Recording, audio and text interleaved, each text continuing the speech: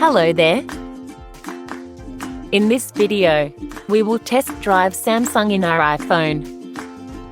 So, let's begin. Actually, Samsung has launched a website called iTest that allows iPhone users to get a taste of Android OS. You can test apps like Gallery, Camera, Settings, etc. So let's test it.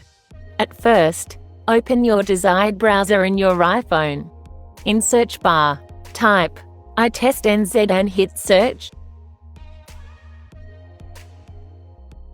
Then, click on Share button. Click Add to HomeScreen. Now, on HomeScreen, open Samsung iTest. Click Next. Next. Next and let's go. Now, you're able to taste the Samsung. Let's try Messages. Yeah, I am able to try the interface of Samsung Messages application. Now, let's see what's in the gallery. There are some images.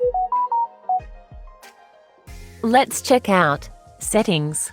Samsung has provided a complete interface of Settings application. It's time to check out Themes. There are many themes available. You can apply any of them to the home screen.